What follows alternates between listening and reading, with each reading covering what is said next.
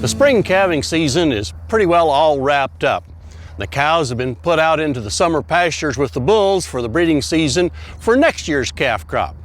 I think this is an ideal time to look back at the calving season that we've just been through and see where any problems might have occurred, see if there's any patterns in those problems where we can start to make some improvements now in order to alleviate those problems next year.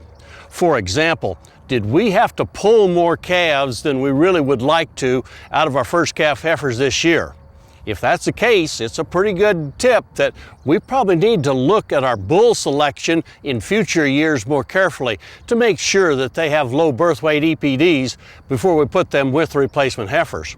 Also, I think that would mean that we'd want to really examine our heifer growing program to make sure that those heifers are at a body condition score of about a 6 at calving time so that they have optimum growth and are good and strong when they have that first calf.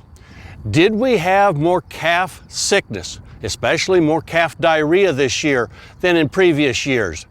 I think that's a particular problem that we want to examine very, very closely. If we've had a real problem with that in the past, first of all, let's visit with our local veterinarian and examine if there's some management procedures we need to change in order to help prevent that.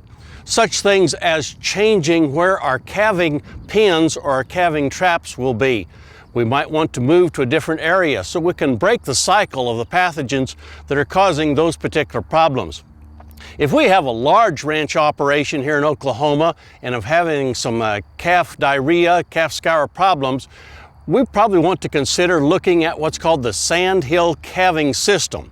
And that's a particular system that's been developed in Nebraska where they segregate groups of calves as they're born and make sure that the older calves aren't exposed to newborns and therefore reducing that particular pattern of taking pathogens from one group of calves to the next and exposing them to the calf scours.